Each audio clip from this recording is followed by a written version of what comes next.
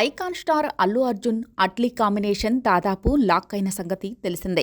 Summer తర్వాత regular shooting మొదలవుతోంది. ఈ cinema పూర్తి చేసి రిలీజ్ చేయడానికి ఎలా లేదన్నా ఏడాది నుంచి ఏడాదిన్నర సమయం పడుతుంది.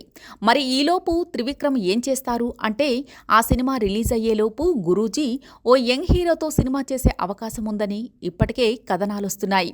అయితే ఇప్పటికిప్పుడు కొత్త సినిమా చేయడం కంటే బన్నీ కోసం రాసిన స్క్రిప్ట్ పైనే మరింత వర్క్ చేసే దిశగా అడుగులు పడుతున్నట్లు సన్నిహితుల నుంచి లీకులందుతున్నాయి. ఇప్పటికే బన్నీ కోసం రాసిన కథ మైథలాజికల్ స్టోరీ అని తేలిపోయింది. అయితే ఈ కథ ఒక భాగం కాదు, 2 భాగాలుగా తెరకెక్కించాలని గురూజీ భావిస్తున్నారట.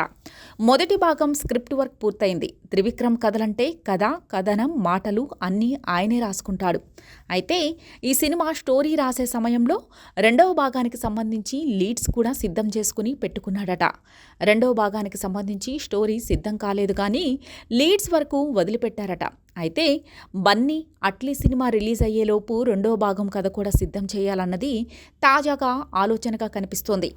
ఏడాది గ్యాప్లో కొత్త హీరోతో సినిమా చేయడం కంటే మొదటి భాగానికి మెరుగులు దిద్దటం సహా పార్ట్ 2 సిద్ధం చేసి పెట్టుకుంటే ఇంకా మెరుగైన ఫలితాలు సాధించొచ్చు అన్న ఆలోచనతో మూవ్ అవుతున్నట్లు కనిపిస్తోంది. ఇప్పుడు పాన్ ఇండియా సినిమాలంటే అన్నీ 2 భాగాలుగానే రిలీజ్ అవుతున్న సంగతి తెలిసిందే.